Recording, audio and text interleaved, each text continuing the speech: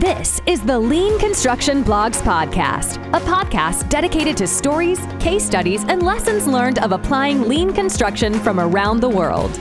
Join Dick Beyer as he interviews industry leaders, lean construction practitioners, and subject matter experts to help you improve the build environment in general and your design and construction projects in particular.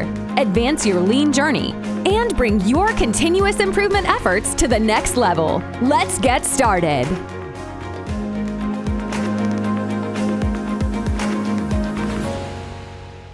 Good morning, everybody, or good day, wherever you happen to be. This is the Lean Construction Blog podcast with Dick Beyer, and I'm Dick Beyer, so I'm exactly where I should be.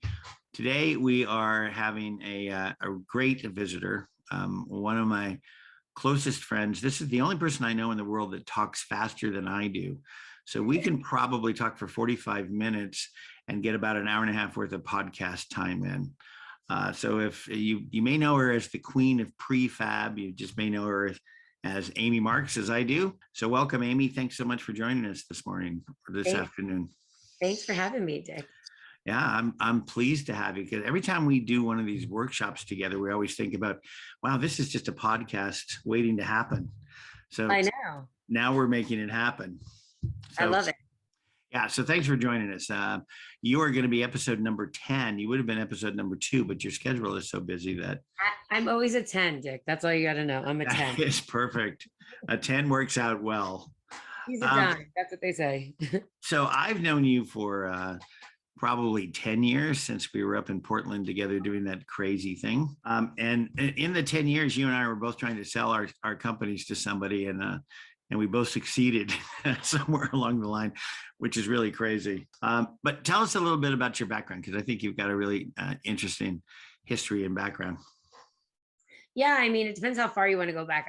It's sort of, I grew up in the construction business. I always consider myself a throwaway kid. I was kind of a throwaway kid, but, I grew up in construction and worked in general contracting, and then, had an opportunity to be sort of the sweat equity partner in a factory that did, steel and concrete volumetric mods, as well as, we were one of the first bathroom pod companies in the United States, as well as some other assemblies, but really worked in like crazy broad markets, like from the government and like, sort of like in that hardened facility stuff to, things like power modules and, dormitories and telecommunications and data centers and hospitals, like everything. Like I didn't realize, like at the time, if that company still existed. Actually, I own the IP of that company, but like if that company still existed, it was a 75-year-old company that had like unbelievable, capabilities and stuff that really was sort of before its time, was for a long time. But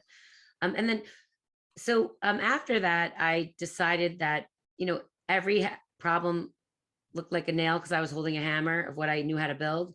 And I left, and the management team left with me, and we started a really innovative company called Excite Modular, which was a consultancy at first only that helped people to optimize, to enable and optimize prefabrication in their design and make world. And then, somewhere along the way of that company, people convinced me to start building again. And we ended up building all these data centers that were built in the US and shipped overseas.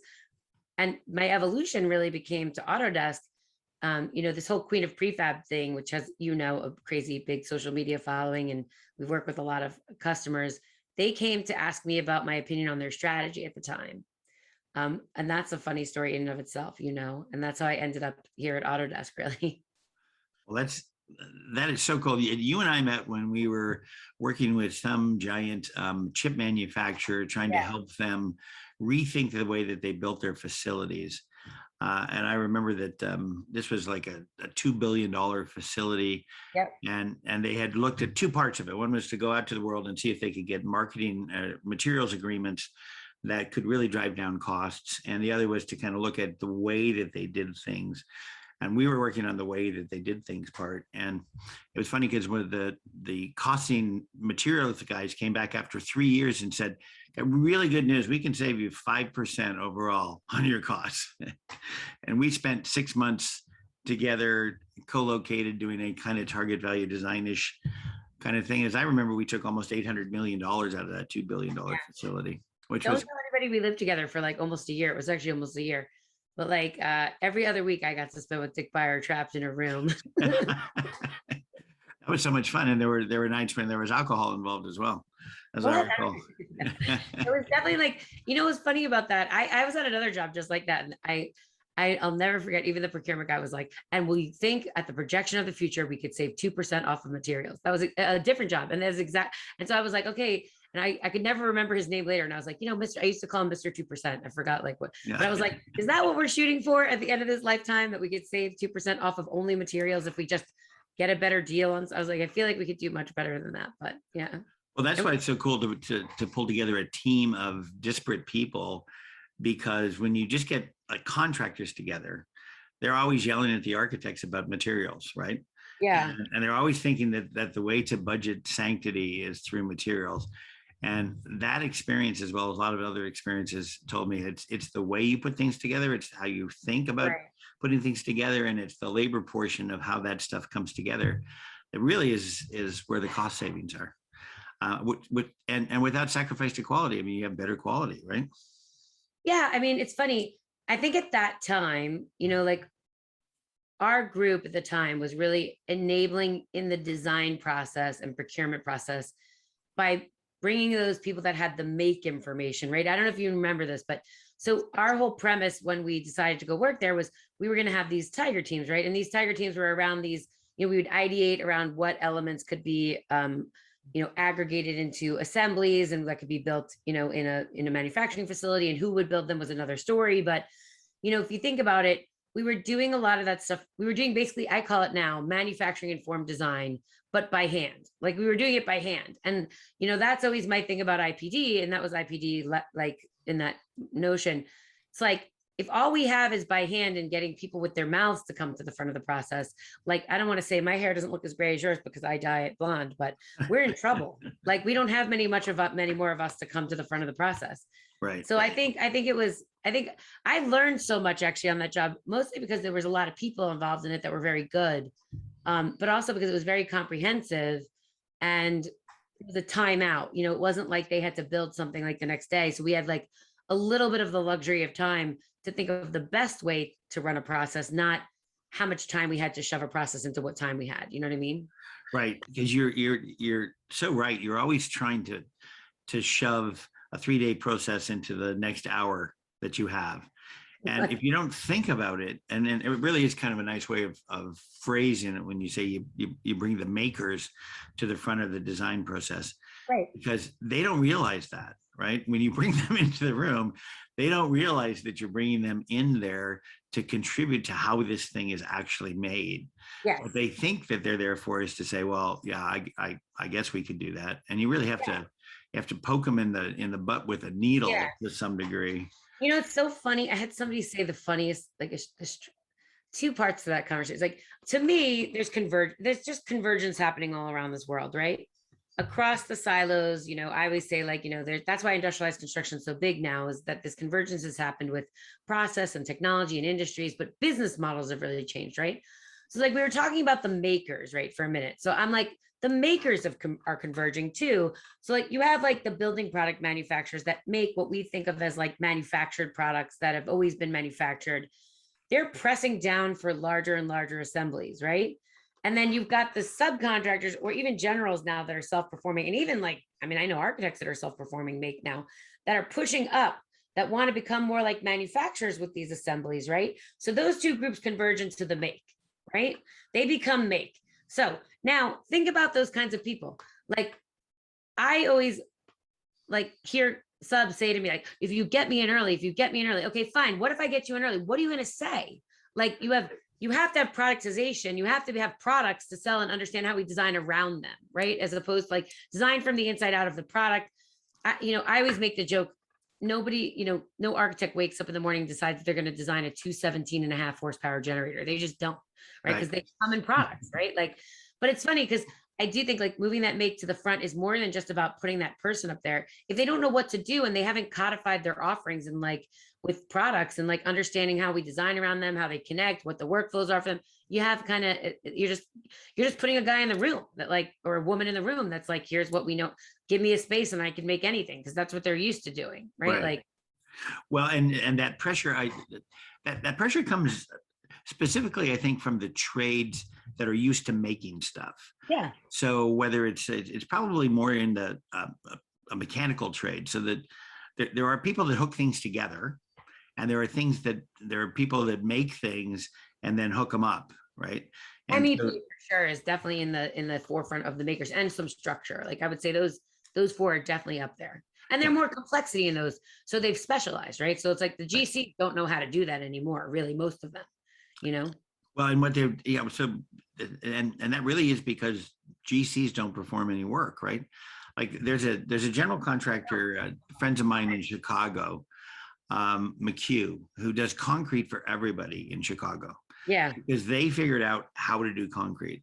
So they're one of the GCs I really love hanging out with, because they know the value of work. They know the value of figuring out how to make things better, how to create a flow that makes their work better, right? And since GCs don't self-perform any work, they're really in the service of the trades to try to allow the trades to do as much work as they can in the time that they have, right? So I remember you and I were at the LCI Design Forum with Stan, and we were talking about designing buildings from the inside out. I was talking about designing buildings from the inside out so that you could actually look at elements, right? Yeah. And you were talking about the technology piece of that and the AI that's going to begin to inform that. And Stan was talking about what the role of the architect was in that. And I think for most people, I was at the LCIA Congress just this week, and for most people, it's like, you know, it's so funny. I was there just pre-recorded. So I was in one of those things where I was pre-recorded for it. Do you know something about architects? Like I had this epiphany in the last few months about architects. Are you ready? Yep. Maybe not a few months, maybe in the last year.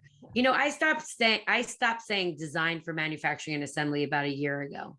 I say data for manufacturing and assembly. So architects, if you like, permit me like a minute just to tell a little story. It's no, please. Yeah. Okay. That's so what like, this is all about, to give you an hour to tell stories. Well, and you know, I love to tell you, and I have stories for days because we've been on so many projects. Like I forget the number of projects I was on.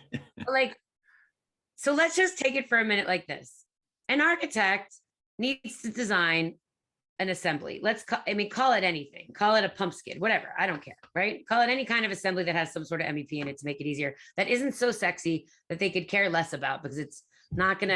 It just needs to perform, right? Yeah, it's not gonna knock anybody's socks off. Right. It's funny. I always use the toilet bathroom battery like pack, the guts behind the stalls in the bathroom, because like I'm like, listen, everyone has to go to the bathroom, but nobody cares what's behind that stall wall, right? Like at the end, let's call it that. Okay. In the beginning, an architect is going to put a placeholder in that spot.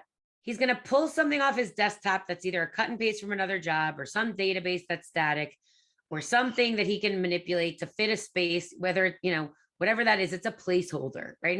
And he does that. He passes that along to the GC. That GC adds a bunch of other assumptions to it. They do the same thing. They go to their desktop, they pull some assumptions off of it, what they did last time, some cut and paste, some other placeholder. Maybe they talked to a few people that inform it. Those people are not getting the job yet. They're just talking to a bunch of people. They put their stamp of assumptions on it.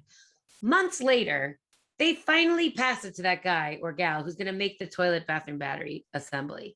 And they get this thing and they're like, let me pass it to my fabrication shop and see what they can do with it, right? Like, because it's nothing they make. It's nothing ever they've made before. And it's some hybrid Frankenstein of some bunch of things that were sort of cut and pasted together from the two people above them. That doesn't, squint your eyes, it might look like what they make, but it isn't really what they make. So then the fabrication shop goes, it's like not enough space. Like they gave me a space for a 2-stall and this is a 5-stall. And like, you know, they've used the guts from the 7-stall and really this is a 5, you know, whatever.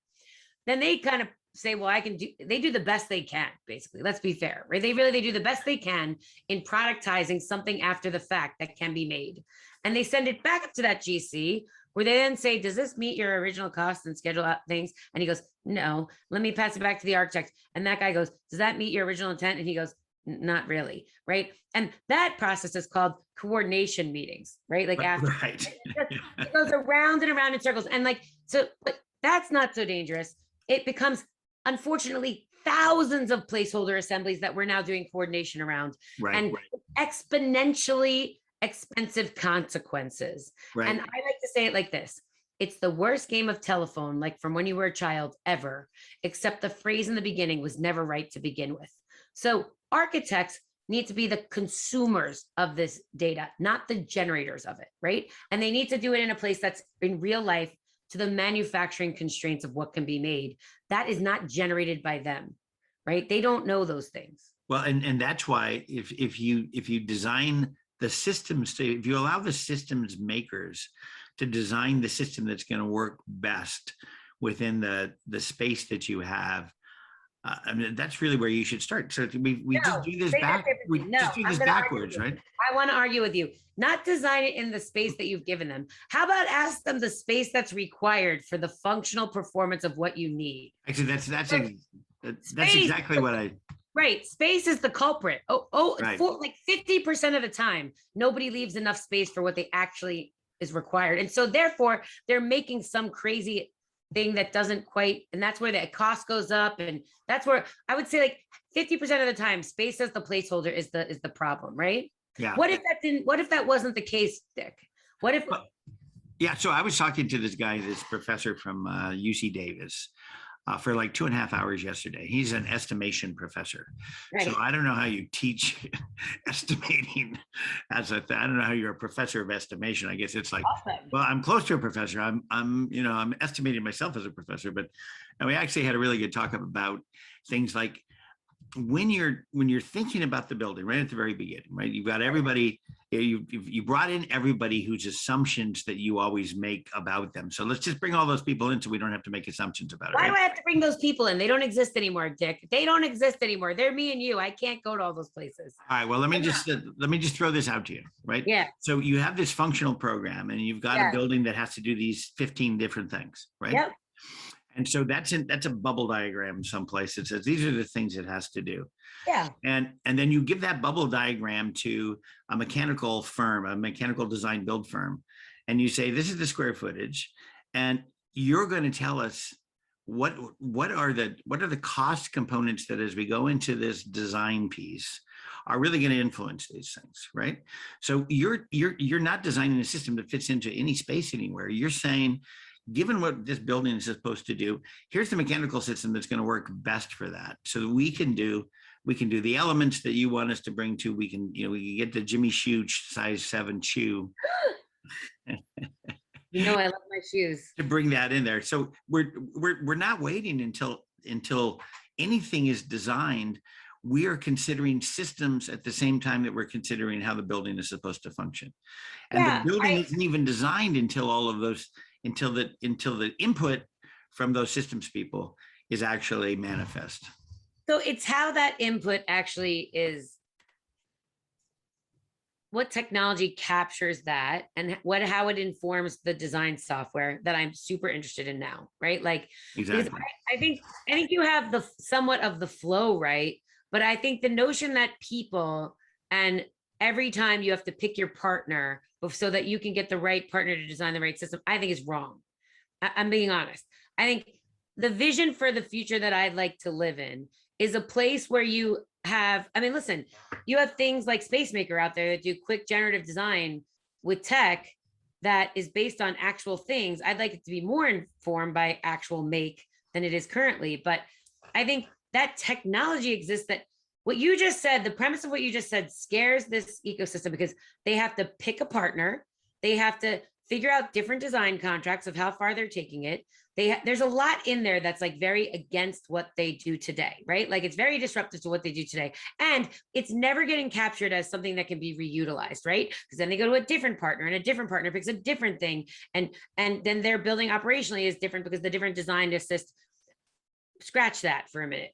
Pretend for a minute the vision looked like this, that there was a place where people could put what they make, and that architects, instead of clicking on their desktop, could click and have access to all the things that were made, still work within their design tools, and adjust those things using technology within the native stuff they know how to do. Like they could still use generative design or better now. They could use generative design to enhance what combination of things they need in the selection of what they pick. They could adjust, let's say, size. They could make that longer, shorter, fatter, wider, but only within the manufacturing constraints, right? I don't need a person to tell me that. Those are the parameters and rules and constraints in the product that I'm using that is captured in a different kind of tech. So I'll give you the easiest example that isn't our space, Dick. Think about, and I'm going to use an example that people will be confused about because they'll think it means something else, but let's just take it. And I'm going to take this from a friend that at DPR that said it. I'm elaborating on his story, but it's the genesis was his. He said, I bought a dresser from somebody or from IKEA actually on a Tuesday. I hope he's okay that I share this story, but I'm sure he is. Super smart people over there. That was like a plug for them. And he's like, I bought a dresser from IKEA on a Tuesday for my 12-year-old daughter and I to put together on the weekend. It came on Thursday. She was able to put it together by herself on Thursday, right? And I came home and it was already done. That's not the super simple feat. Like everyone takes that story and they're like, yes, pieces and parts should be so easy to put together on site. Everything should be plug and play so a 12-year-old can do it. That's wrong. That's not the story here. The part of the story we missed, right? And everyone talks about it, plug and play IKEA, shit like that. No, the part of that story that nobody thinks about is unbelievable engineering went into play prior to the 12-year-old girl who can put it together in some technology that made it totally possible for a 12-year-old girl to put it together.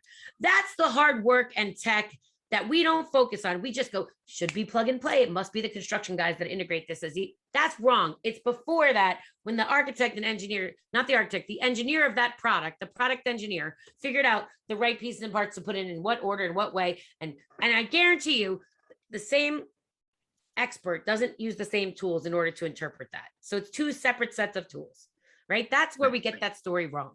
So that's actually really interesting to me because that's the backstory, right? That nobody ever tells. That nobody thinks that, like when people think about the Toyota way, they think about the line and they think about the end-on cord and they think about that. They never think about the guy that designed the line so it could actually happen, right? Which is the harder part of all of it and the part that's most transformational for us.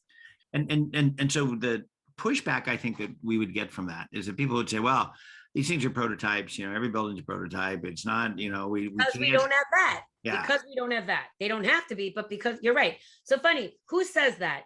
Architects. That's true. So let's go right to those architects for a minute. Right. So if you and I'm not doing a shameless plug.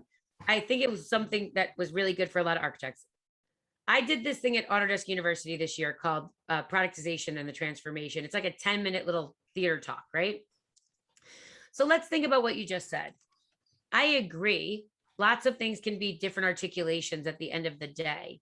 But I tell this story, I might have told it in that thing called The Art of Sound. And I tell it in that series. I'm like, listen, you can buy a Sonos as an example, and I can get a sound system in my house like that. It'll cost me the same. It'll be cheap. It'll be look exactly like everybody else's.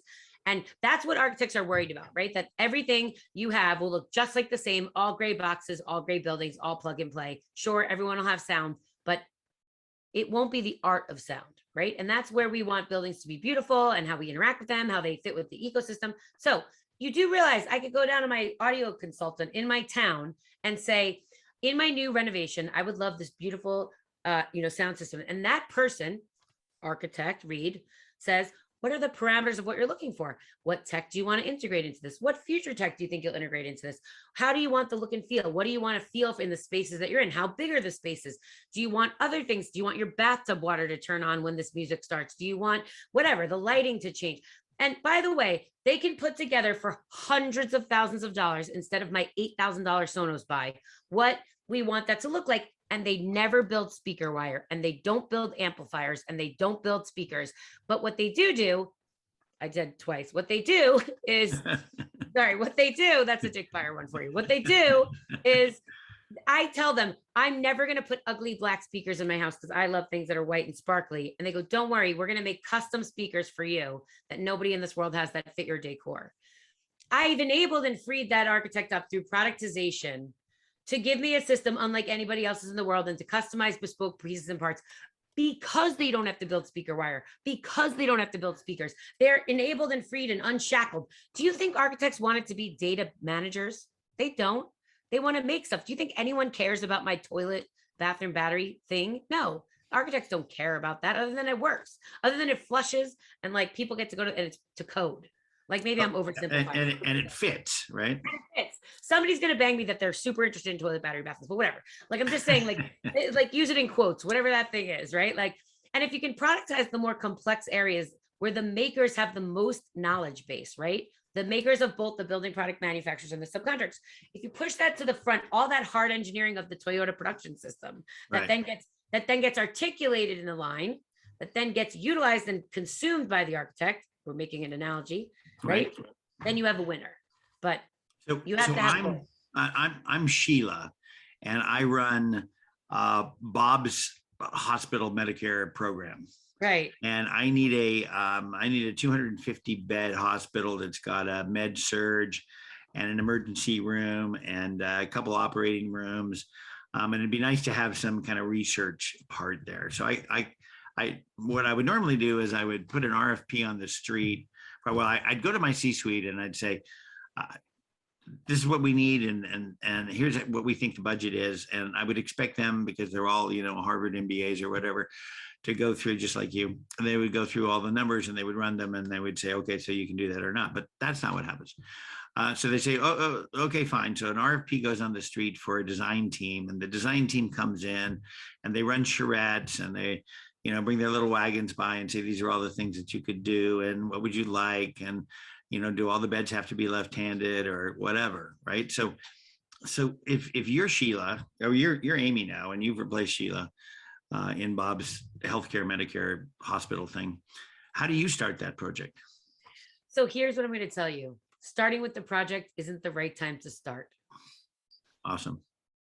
I would tell you that you need an owner playbook so that you can identify the requirements and performance of your business needs for all of these hospitals and your operational needs and functions of these hospitals. And you have to define those things and define the rules of engagement that you want to have around these hospital builds, how you expect the procurement to go, how you expect the legal to go, what things you need in order to enable, in this case, some sort of innovative design process that's informed by manufacturing, right? So you need a playbook, and that's something that we're working on at Autodesk right now with some friends, and anyone that would like to get involved, feel free to give me a holler.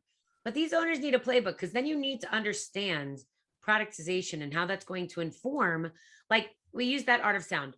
What things could be productized that you can reuse, because you want to reuse these things, probably not just in one room, but in many rooms, and not just one building, but in many buildings. So operationally, you have consistency and you actually have benchmarks.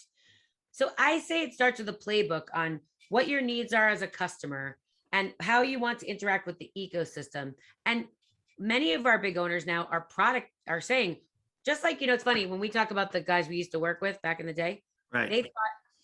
They thought we, procurement wise, we make these contracts and we get these things. What's happening now is larger and larger percentages of these buildings are becoming more like equipment as those two groups converge, right? So you can identify what pieces and parts actually should be standard across many different kinds of buildings. Those bathroom battery, toilet backup, bathroom batteries, right? Whatever. And the rest can be designed around that, right? And that is, I see now in a lot of the owner playbooks, it used to be 10% productized, 15, 40, 60. They're getting higher and higher and higher as they decouple process that doesn't have to be different every time and could be the same if they just identified what that piece part looks like with information from the makers, right? Like, so you have to stop. And it's funny, look at the job we just talked about. That's what you want to know how we saved $800 million? We did exactly what I just said, right? We said for every building, you're going to make these pieces and parts, and you're going to identify them as equipment at some point with partners that you've identified around the globe that can supply these things to all your jobs. And they become a bigger part of your playbook that gets, eats away at the wasteful process that is cutting and procurement and all those, like, think about that. I feel there's so much. The problem is we're paying people on waste right now. We have to stop. For sure. Yeah. Well, what you're actually saying is that the entire process that we think about now starts at the wrong place and just accelerates the wasteful production of what you call coordination. I mean, Of course it does. Look at the because- Lean Construction Institute's results on the best projects ever. right. Like best projects ever. I think it was like a few years back now, getting old, but remember they did that study on capital projects and they interviewed like, I forgot 80 of the biggest customers. I think I have the numbers sort of right. And Dodge they Data, I think, did that something study like that. for It was them. literally like, I'm going to remember the numbers. It was something like this was like self-proclaimed joint IPD type groups. They were like best projects ever. Only somewhere on rough average, one was 17, one was 21% were of the best projects ever were on time and on budget. Let's say 20%. 20% of the projects, somebody was like, best projects ever. We're like, we're on time and beat budget or something, right? The rest of them were like, it was something like over half were late and like same. Those are the best projects ever. Of course, this stuff doesn't work, Dick. Well, like our results are results, right? Like at the end of the day, we don't. And by the way, this part you won't like. I was like, if it did work, it wouldn't be such a tiny percentage of the contracting methodologies on this planet. Like, so, right? Like if something was that good, it would have swept the world and we would have transformational change. It hasn't changed much of what we've done. Yeah. So Still arguing. So part of that, so this really isn't an argument. This is I love arguing with you though. But what I think is what happens is people get so invested in things like P6 or estimation software or whatever that thing is, that they don't have, and they're making money at it, right? Yes. So there's no stress on the system, right? And even if you gave them the one best way. I mean, every time we talk to owners about, when I was running LCI, we had no data. So I would go out there and I would say, we have this really good idea. And there's a couple of really smart people that think about this, like my buddy Greg and my buddy Glenn and my buddy Iris, they think about these things and they looked at the system and they said, here's what's wrong with the system. Let's do this. Let's do a complete paradigm shift. And the owners went, yeah, well, where's the data that shows that it works? Right? Well, I have the data that shows that what you're doing right now doesn't work. So don't you think you should change something? And they go, yeah, I don't know. So this is why, one of the things I love about being in Canada is that I figure, first I build a business, right? I build a company and then I got to LCI and I kind of built an organization and now I want to build a country. So what I need your help in.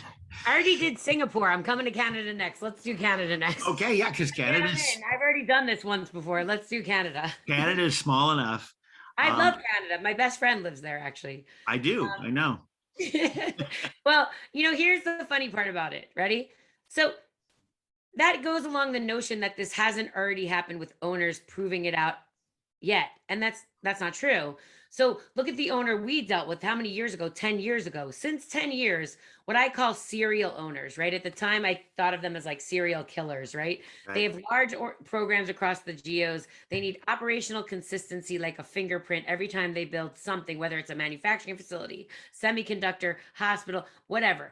They have to have consistency of operations. Those big serial owners, right, have actually already influenced this and are having some success at this. Now, again, success is not 100% productization of their entire building. Some have done that in like full volumetric form in different ways. But think of things like GSK, who they've come out publicly and said, we've got these amount of pieces and parts. The proof is in this. Anytime you hear a company say, we have a standardization program going on, we have a kit of parts, it's happened already. It's already happened. In fact, funny enough, 2 years ago, we did that McKinsey report that everyone loves to quote of the transformational shift in 15 years. Half of the 45% will be IC. Do you know what people don't read in that report? Because nobody reads anything except for me, I think, because I have no life. But not except for me. Except for the nerds like me, I should say, that sleep with their phones and read stuff. Except for nerds like me. In that report, it also said of the emerging disruptions, industrialization and digitalization were I think 66% said would have the most impact. And 75% of people that responded to that same survey in McKinsey said that product-led approach would happen in 1 to 5 years. Now we're in year 2 of that study right now. So this is not like, and I can show you tons of customers that have decoupled and productized lots of things in very complex buildings back from 10 years ago from the project you and I were on, right? So I don't think you have the proof problem that you think you do. Like, it depends on I would say the sophistication of the owner you're talking to. If you look to the most sophisticated owners in the world, they've already been on this journey for 10 years, or some of them. Yeah, and then that's one of my podcasts was with Todd Zabel, the Productivity King. He's my best friend. You know that? I love him. Isn't he amazing? How do you know that's true? I'll have to ask him. Yeah, you're gonna have to. With him actually coming you up. can actually have to watch that podcast. I'm gonna. Where we talked about it. So he started something called the Productivity or the Production Productivity Institute or something like that. Whatever. Yes, I'm actually my productization video. I think I'm giving it to him for those courses. Yeah, and so I'm speaking to that coming up because when I spoke to him, it's like he was one of the founders of LCI until he got into a kerfluffle with these guys. And what he concentrates on is productivity. So what LCI is always concentrated on is reliability, right? Right. And he thinks of reliability as like a notion from the 50s, right? So efficiency was a notion from the 1900s. Reliability became a notion in the 50s. And now the notional difference is that we're really concentrated on productivity and predictability, right? So productivity and predictability. It's not just to be productive. How can I predict things so that I have certainty? I think and that's where data comes in, right? And that's where what comes in. That's where managing the data comes in. Yeah, you can't have any of that when it's coming out of people's mouths because there's no stickiness to people's talk. You know what I mean? As much as I'd like to think there is, and you would, like what we say, there's a reason I have a hoarse voice like 90% of the time because we have to say it over and over and over and over and over and over. It's not codified by tech, right? It has to be. It's why I cough all afternoon because I talk all morning, and then I just think I sound more like Janis Joplin because of it. It's very good. Good. Hang on. But he's, by the way, I love Todd because I think he's super brilliant and I love what they do over there at SPS. And what's so cool about that, it ties right in with what I'm super interested in, right? Like this is more about productization, not just, most people think just the physical product. It's the productization of the digital workflow that it has, right? You can't actually automate things and shrink them and optimize them until you actually have, it's like saying you could automate a factory without laying out the production line. No, first you have to lay out and productize the production, the workflow here. And that way we can then automate it and optimize it. You can't automate and optimize process. It's like you're digital waste exponentially leads to physical waste. And the way to get rid of that is to productize both the physical piece part and attach the data to it in a digital workflow format with tech that anyone can access in an open ecosystem in whatever they want to compute. So what I'm really interested in, I'm interested in everything that you said, but the thing that caught on with me is this idea of an owner's playbook. So there are owners that are serial builders, right? That just go out and they do stuff time after time after time, like the Disneys of the world and the Hospital Corporation of America and the Intels, if they're still in business. And they would be really motivated to do, that owner's kind of playbook. Yeah. But who comes in and helps owners who build, like we're doing a $500 million building at Ryerson University. And so who comes in and helps them develop a playbook about how they go about doing these things rather than spending 2 years, with really competent architects to kind of get to a schematic that they have to sell to people. And now that you have a schematic, you're stuck, right? I mean, the box is there and there's not much that you can do, right? So if you're trying to go in and economize, it's just pieces and parts. So how do you help them create that playbook? So the good news is I've been at Autodesk for 1.5 years. And there is a group here now that's been formed since I started called the Convergence Consulting Group. And the Convergence Consulting Group lives in the manufacturing consulting group within Autodesk. And it's all the big guys that have set up manufacturing facilities and data flow and understanding, systems architect. It's like all the things when we're like, construction should be like more manufacturing. Like, and we go, great, let's go ask the construction experts how to do that. Wait, what? So no. So this is set up by the manufacturing experts on like how to set up manufacturing inputs and outputs, right? And there's a smattering, unlike everybody else who just is like, construction's broken, just listen to us in manufacturing. You can't do that either. You have to have a smattering of what stops you and constrains you so we can remove those constraints.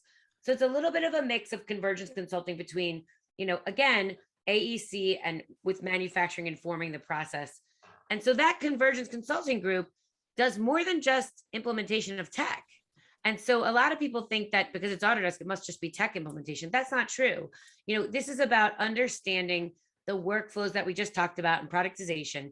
And aside from the consultants here at Autodesk, we have a bench of consultants like yourself and like guys like Todd Zabel and other people, right, that do different things, because it's not, I always say there's no one ring to rule them all. Think about all the skill sets you need to understand the workflow, from conceptualization in a manufacturing informed design world, through design, through all your user group meetings, through all of like your out to procurement and execution, and to the construction side of things and assembly and operations. There's a lot of skill sets in understanding that productized workflow. So there are groups like that right now. I mean, self-serving, it's here at Autodesk, the Convergence Consulting Group, that can help you with that. I think this is an answer you won't like. I think the serial owners, I used to call them builders, but they got confusing, like here at Autodesk, the serial owners, right, who build a bunch of stuff. I think a lot of that knowledge will trickle down to the owners that only need Dick Buyer. Don't die with me on the phone, because that would be horrible if that happens. Like, right? Like, I don't want to be you're like, I was with Amy Marks and she killed me. And like, then what is everyone going to think?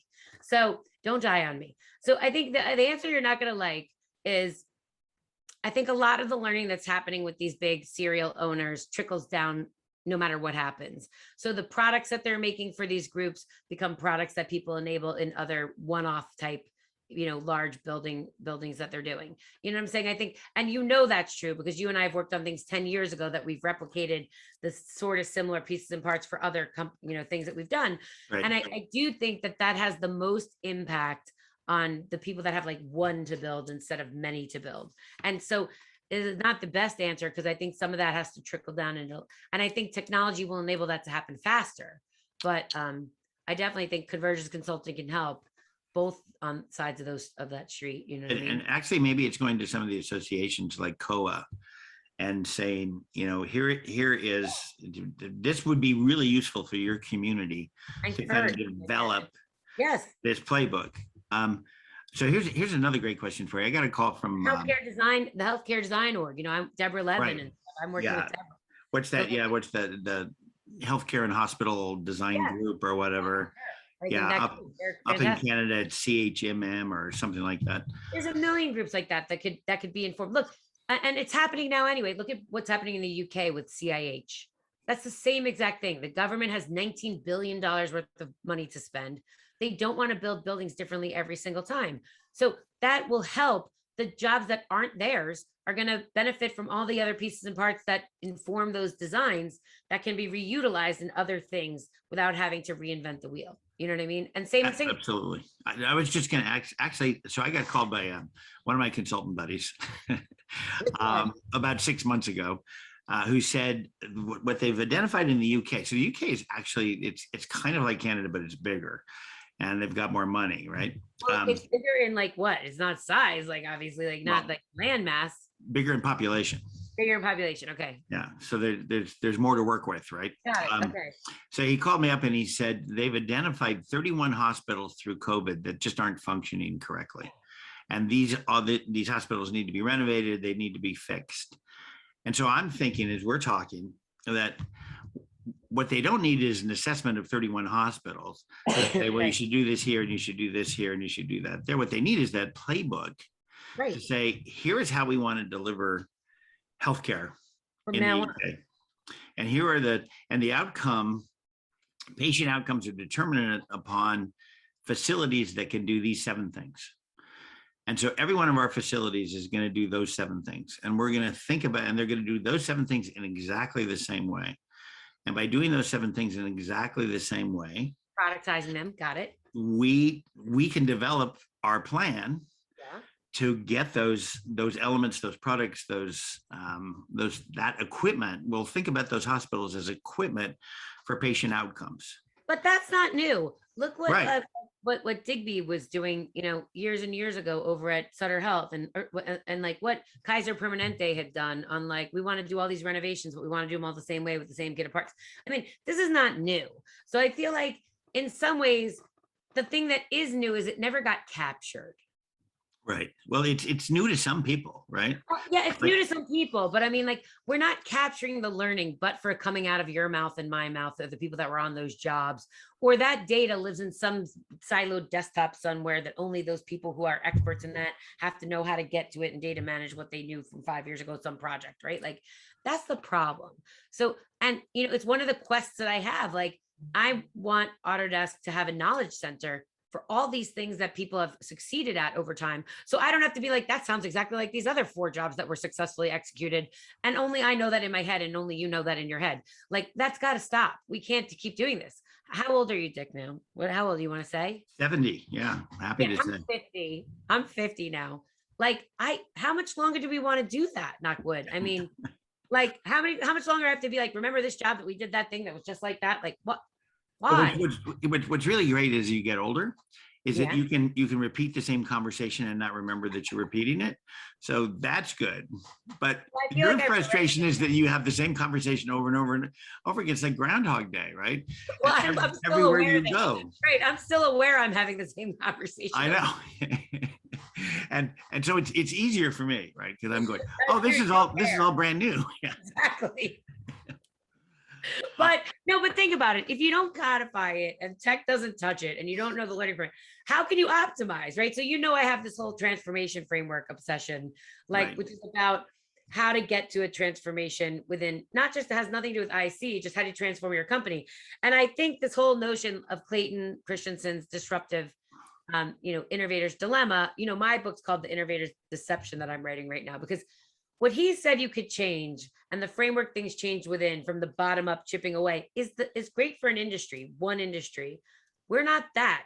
Like, if you think about what touches those hospitals in the UK, that's like 12 industries touch the functionality of like what we have, whether it's the architectural community, the mechanical contractors, the general contractors, the material suppliers for this, the digital twin guys over here. It's like you've got 12 different industries that you're trying to affect change in at the same time. And at the same time, you have cash for chaos, where they just make money on the silos that exist and you're asking them to give it up.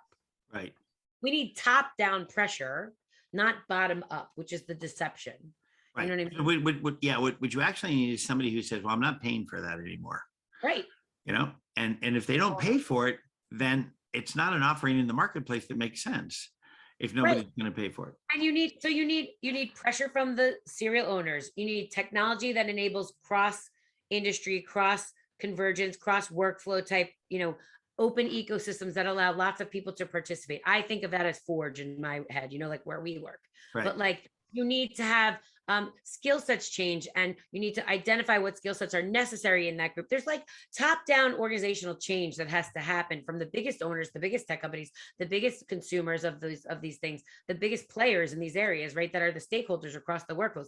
But for that, like, unless you get people that are willing to give up money for what they do today for a better and brighter future for us all. Listen, like, if I hear one more sustainability conversation without the word productization in it, it makes me insane. I'm like, I'm the queen of prefab. I just renovated my entire house. I have a dumpster in the front of my house.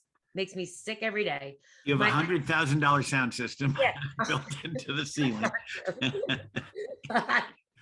I've got 100% of my old bathroom in that dumpster, and 50%, not 40 like it's in our landfills now because it's a residential project. I've got 50% of cuttings from my new bathroom materials sitting in that dumpster. I'm the queen of prefab, and even I can't have a prefabricated bathroom and assemblies in my house. So well, this is one of the great statistics that I use all the time that people, it really resonates with them, right? So you have 100 trucks coming up in front of the construction site, right, and they're dropping stuff off, and right behind them are 37 trucks taking stuff away. How crazy is that? Amanda Gillespie said it the other day at Facebook. Her and I did a talk at AU, a little fireside chat, and she said, I used to have a t-shirt. It said, hurry up and pour that concrete today so tomorrow we can chip it out. Yeah, exactly. Like, what? Like, well, and there's a certain, flip the script. Her words, we have to flip the script. Yeah, in really what you're saying, there's two things that really resonate with me. The first was, if you remember on that project that we were working on with the $800 million and the rest of that, we were creating all of these A3s, right? We created these knowledge things that Sure. they're created by hand, so they weren't really. And they're on paper. They're still digital with no index. We had, remember sitting out front, the receptionist was this master librarian, Meryl. Oh yes. And I said to her, can we do a word searchable database where we put these A3s in, and then we can just, we can access them whenever we want. I forgot all about that. We can take this learning. I guarantee that system doesn't exist anymore. You know what I mean? Like that was just like a one-off on that one project. They probably still don't utilize that as a database. Like, I don't know. So I couldn't get the powers that be to authorize her to do that. I remember that. Because that was extra money. And I was like, oh my God. So it never happened. What you just said is I'm the assistant now. I just work at Autodesk. That's what I'm doing. I work here at Autodesk, and I've now taken on the role of that assistant on a grand scale. Yeah, pretty much, right? Like that's what it is. So funny. I forgot all about that, Dick. We just have to be able to access our book of knowledge. We create knowledge every single day about these things, and it just gets lost. Well, and if it's good, it even gets lost. And now we use so much bad data all the time, right? It's like that whole placeholder notion is insanity for me. And I'll take some blame because, we took the words designed for manufacturing and assembly from the lean. Like, by the way, this is how I believe lean manufacturing and manufacturing gets mishmashed up into the wrong thing over here in construction and design, right? Like if you think about the Lean Construction Institute, which, I'm a fan of them. And I just feel like we lost the manufacturing part of the LCI. It's like, what happened? It came from manufacturing. We lost the whole intent of the manufacturing process. It's like the same thing happened with the words designed for manufacturing and assembly. Architects heard that and they were like, that's my responsibility to make sure I design to enable this. And I'm like, no, that's actually not how it works in manufacturing. The people that make things are the ones that are saying use these pieces and parts because when I make it, it's better. Not your responsibility. We again, flip the script. You know what I mean? Like we just heard words and used them to our value prop, and that's not right. Well, this has is nothing to do with them. I mean, this is what's really powerful about what you said about the 12 or 15 or 20 or 30 industries that all affect healthcare, right? That we work in the built environment. We don't work in the construction industry, and yet there is a hubris in construction that, that's what we do. We integrate all of these things. We find all of these things. We do it. No. And there's an even greater arrogance to some degree in the design side that they say, well, I have to go find out all that stuff. And nobody could find it all out, right? I don't even know if it's like, by the way, you said hubris and arrogance. People already don't like us, Dick. Let's try to be nicer. Like I'm on a quest to be nicer. I know that sounds weird. Let's just say it like this. I'm trying to be nicer, and make people the hero of their own story, by the way, which I truly think is helping me in getting our message across, right? Nobody wants to be told that they're arrogant and have hubris. Let me just push back on that a little bit. The industry can be that without the individuals being prideful and arrogant. Correct. And I don't think that they are. They're victims of that, right? So then it's like, then somebody, and that's why somebody turns to an architect and they're like, oh, we want you to design this for 85% prefabrication. They go, what? I don't know how to do that. Like, how do I do that? Right. And again, if I'm going to do that, why would you want to do it differently every single time? Again, if you're going to do 30 manufacturing facilities or 30 data sets, shouldn't we figure out the things that you want to put up in all of them all the same? So I think it's more that we want people, right? Just like me, by the way, I am the worst project manager on this planet. I hate being a project manager. It is not my core talent, right? Just like database management is not architects' core talent. That's not what they went to school for. Just like, mechanical electrical plumbing is not somebody's core talent that is really an integrator or, a Sherpa of contractual liabilities and things you know what I mean? We have to enable people to work within their core talents and let technology take the brunt of some of this connection, right? Because we're expecting people who don't have a skill set. You know what I said recently? I'm asking somebody to do that skill across the workflow is like dropping Amy Marks into the wilderness with Bear Grylls and a couple other extreme athletes and saying, oh, now that we've dropped you in the dark, because I'm afraid of the dark and I don't love the wilderness so much, drop me in there with Bear Grylls and a bunch of other extreme athletes and being like, you guys are lost in the dark in the woods. Amy Marks, you're in charge. What? Like, I should never be in charge in that situation. I should be strapped to somebody's backpack and like, I'll just be like, tell me whatever you want me to do. Yeah, But let me out of here. But that's my point. Like, and we're asking the Amy Markses in that scenario to do things that they're not suited for talent-wise or skill set or education-wise, to do things that isn't. And by the way, I have other core talents. It is not getting out of the woods in the dark, by the way. I have other things I am great at. You should focus me in doing that. Like, but it's not that. So, Well, yeah, no, this is one of the things that frustrates me on teams. Yeah. Is that we don't do a kind of Rex Miller deep dive onto what are the core strengths of the people on the team, and we put people in positions to succeed and things they'd like to do. Yes. And because if you do work that you like to do and you can look back at the end of the day and see that you did a good job, Teresa Mirabelli at Harvard Business School says that's really healthy for you, actually. Yeah. People survive better. You know what's funny about that? On that job, we're going back in time now. I'll never forget on that job, one of the pivotal moments of that job, if you remember, is we said, our little prefabrication consulting group, we were like, hey, can you give us access to all the budgets and everything that was spent? And they were like, that's not your job. Like, your job is, and we said, that's fine. Can we have it? Remember? And I was like, we have special skills in like understanding and analyzing numbers. Yeah. And remember that? And they were like, no, you can't have it. And we had to ask a bunch of times. We finally got it.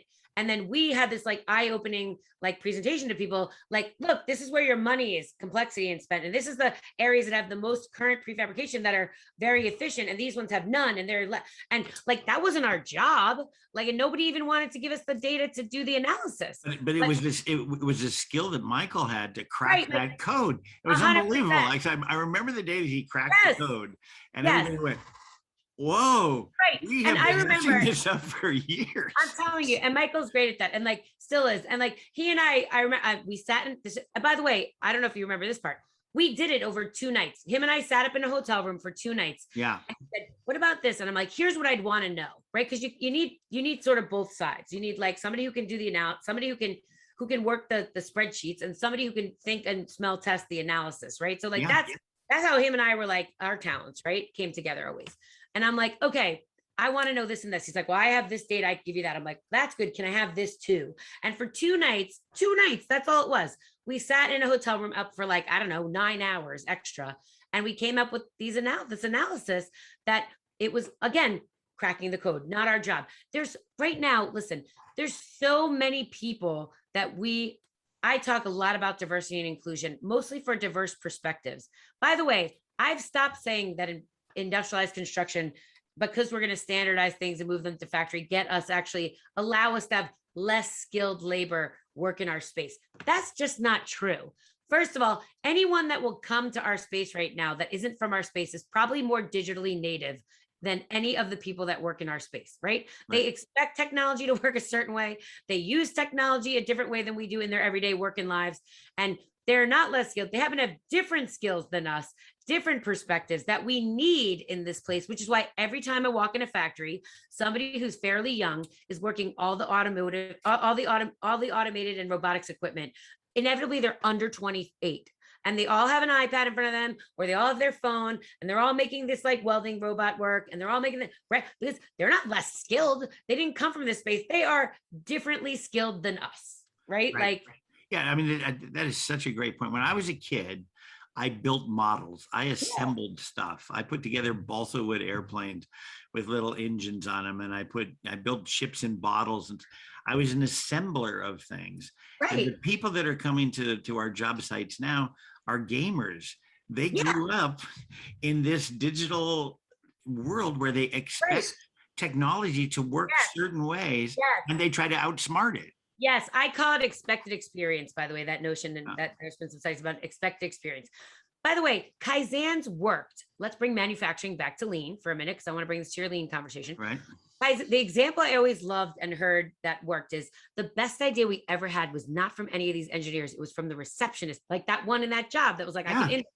So by the way, these are the receptionists that have different skills than us, and their skill is expected experience. They know, like, wait, you do what here? Like, by the way, you know what they say to me, those people? They're always like, wait, so your biggest innovation in this space is people should collaborate up front. Like, that's insane. Like, they think that notion that that's the best we've come up with in all these years, Right. that we should bring people to the front of the process and we should all talk, is absurd, right? Like, I mean, listen, that's every project they have before they actually start working, right? Like, in every one of the things that they've been educated on.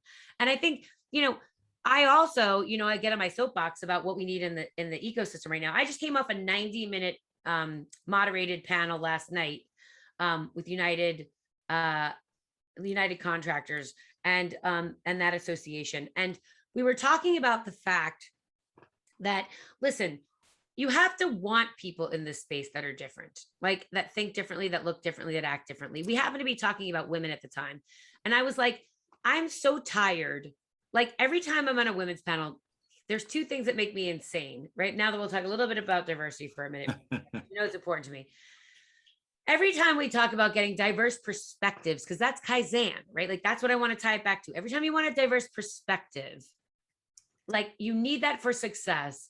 And yet, every time we talk about people that think and act differently in this space, it's like, especially from a women's perspective, why do all these companies, when I walk and hear about all these companies programming about women, what's all the programming about leadership and women?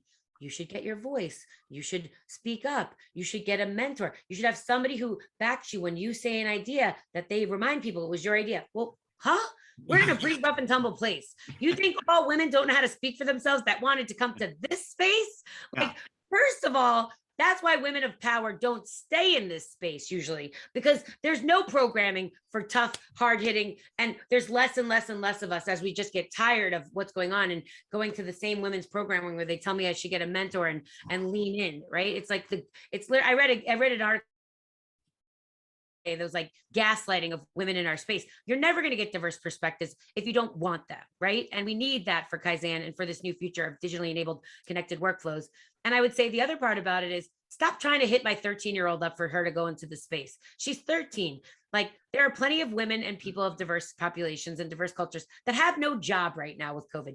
Can't we get those people? Can't we get the moms coming back from like having kids first that are educated and have all this stuff before you're waiting 10 years for Mackenzie to get there? Like, you know what I'm saying? I mean, these are the things that drive me crazy. I mean, I have a liberal arts background, right?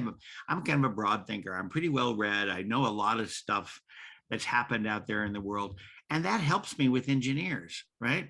So I don't want my kids to go to college. Well, now my kids they've all been through college. I don't want their kids to go to college thinking that they need to get a job out of that, right? That's like going to a trade school. You go to you want to learn to be a chef, which is fine, but so we don't teach music in schools anymore. We don't teach art in schools anymore because we're so focused on trying to crank out engineers, and not everybody's cut out to be an engineer. Listen, my daughter cut out to be human beings. Yes. Right? My daughter, who's very math and science oriented, this is a true story. We're divorced, and over the last weekend, my ex-husband had her for the weekend. She waited until Monday night for a Tuesday project to build a car out of recycled materials at my house instead of his. And I was like, listen, Kenzie, the first thing you need to learn in life is you go to people who have core talents in the things that you're looking for. Building cars with my hands is not mommy's expertise. And her response of that, I build things, doesn't make sense. I'm like, we have to people need to start working within their core talents. And there are plenty of characteristics of people that we need in this space right now. Because it used to be people would be like, well, prefabrication is going to take these jobs away. Well, there are no people that fill these jobs anymore. Like Amanda Gillespie, I said to her at Facebook, if I could wave my magic wand for you and do one thing, what would it be? She could have said anything. She said, can you give me 100 electricians? That was her answer. You know what I mean? Like, I go, no, but I could get rid of the need for 100 electricians. How's that? So like, you know what I mean? Like, I feel like we've lost focus. Like here, I was in a meeting the other day and they were talking about, coming up with a new way of designing buildings informed by manufacturing and stuff like that. And an architect actually said this back to me. Well, but then I'd have to specify one company to do that one thing. And what if they went out of business? And I was like, listen, let's take your premise for a minute. You can't have, they wanted transformational change at the same time we're having this conversation. I go, okay, let's take your notion that you can't partner and pick a company to provide these products for you. I'm going to make you a bet right now that if you proprietarily spec every single assembly in this building, and then dealt with the number of companies that went out of business because you proprietarily spec them, it would be far less strife than the fact that nothing is designed for anybody that makes anything in this building. Like, let's think about those two situations, right? Like if you but here's the problem. They're not capable of speccing and a proprietary system and down to the piece part of every single thing in that building. Yeah. So that's the notion. And by the way, they're not supposed to be. They're supposed to be able to consume that data. And right now we're expecting them to generate it. It's not that guy's fault, right? It's the fault of the ecosystem, the way we've set ourselves up to be inefficient. Well, and this is, you and I responded to a comment at the design forum about, we architects just don't put lipstick on a pig. Right. And I responded by saying, well, if you could design a pig, you would be a much better architect than perhaps you are right now, because that's a pretty complicated thing. It's pretty hard. Yeah, and it comes out, and it's. I mean, if God was going to design a pig, right, she would start with the insides, right? She would start with how the pig works. She wouldn't start with the outside. Wherever the most bacon comes from, that's what I'm starting with, right? By the way, where the money is, I'm going where the bacon and the pork belly fat is first. Yeah, and she's sitting around, on her, her design board, and she's looking at, well, a pig's got to get into the mud and route around and stuff. I'm just gonna give him a flat nose with like a shovel on it, right? I mean, that's what design is really about. You design something to work, right? You design something. They don't even give them time to do that. They don't even have the right. I keep going. I use this example every single day, and Stan Chu, I have him on a recording saying, like, I know. I'm like, you don't ever want to design fire stairs, right? He's like, I never do. Great. Why do people keep doing it? Like, why are we not just pulling data? Why? Because there is no, everyone's data where they're pulling from is disparate and on people's desktops, and you need experts to access those systems. And again, we're going to enable, I believe, the reason I came to Autodesk, because I actually, the architects one day will come back, just like on that other job. Remember when the one guy was the no guy to me, and then 3 years later we got a letter. He was like, Amy Marks, I should have listened to her 3 years earlier. I'm like, my life would have been infinitely better, by the way. But I'm like, 3 years from now, whenever that is, every architect in the world is going to be like, thank God for all this productization, because now I get to think about biometric feedback and how these people feel in the space, and if they spend money in the space, and the daylighting I don't have time for, all the things that they want to do, they will have time for it, because they're not drawing fire stairs, right? Exactly. That's all I want to do. I don't want you to have to draw things that you don't really care about. There will be a company that just makes fire stairs. There is companies. Really there are companies. But wait, there are companies for years and years and years that make fire stairs prefabricated. There you go. Don't you remember on that job? I don't know if you remember this. I won't say who it was, but I did a talk on design for manufacturing and assembly, not data, because back then it was design. And I talked about the principles that I think about, like design it once, use it many times, and design for safety, and design for whatever, all these 9 different principles, right? Design it for multi-use. And the customer came in the next day, I don't know if you remember this, and he took open a catalog and he was like, see these stairs? I counted the number of stairs to our equipment that we have and how many, it was like some unbelievable variety of what, and that's costing us X amount of dollars. He's like, from now on, we're using small, medium, and large stairs from this catalog, nothing else. We just saved whatever the number was, some crazy millions of dollars. $300,000, yeah. It was some crazy number. It was like, stop designing stairs. And that, I'm not kidding. That was like, do you remember that? The customer came in and said that the next day. He's like, stop designing different stairs for me every single time. It's ridiculous, right? Wow, this has been look how the time has flown. That's the thing. Like, I promised you that you'd only be here for like an hour, and I think we've already been here an hour and 15 minutes, and this is just gold. I want to get you back because I want to talk about one of the issues that you raised that I want to talk about is this kind of notion about competition and competitive bidding and things like that. So we're gonna have to have you back for that, because I think that's I will do it. I think that's another hour. When I talked to Jamie Johnson on his podcast, we ended up making it into 2. So I did Bryden Wood's podcast, and Jamie and I ended up splitting it into 2 podcasts, because he's like, we got to talk more. And I was like, great. So we ended up taking it and splitting it. I'm happy to do it anytime. Dick Beyer, by the way, this is like a vacation for me. I get to sit and hang out and talk to you. Like 100%. I could do this all the time. You are the best. I've been in love with you my whole life. And the fact that you just talk as quickly as I do. I mean, it's you're the only person that I can kind of talk over in a way that it's like a double helix. Like you talk over me right back, and we weave this thing together that's like a tapestry. It's fantastic. I love hanging out with you so much. I love you too. I love hanging out with you. So let's think about that competition thing. We'll get you back on. I'm in. Because I think that's another notion we have to change out there in the world, right? So thank you so much for your time. Good luck with all the things you're doing. And of course, we'll be in touch to, now I have a whole new business plan to go ahead and do playbooks for owners. Which that's already a business plan. Come help me at Autodesk. We're already doing stuff. I'm happy to do that. I would love to do that.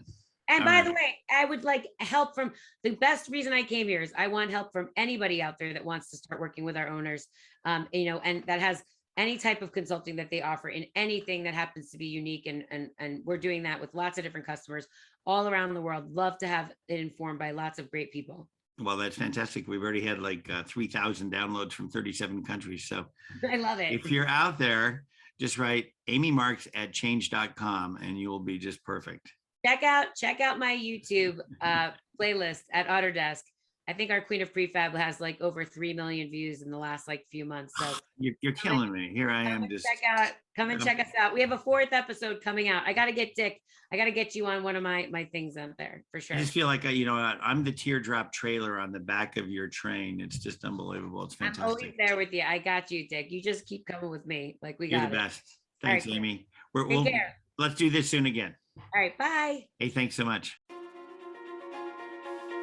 Thank you for tuning in to the Lean Construction Blogs podcast. If you've enjoyed this episode, please help us spread the word by sharing, subscribing, or leaving a review on your preferred podcast listening platform. Remember to join us next time as we continue to lower the barriers to applying lean construction and help take your lean journey to the next level. And don't forget to visit the Lean Construction blog to stay up to date on our latest podcast episodes, weekly blog posts, monthly webinars, and upcoming conferences. We hope to see you on the next episode.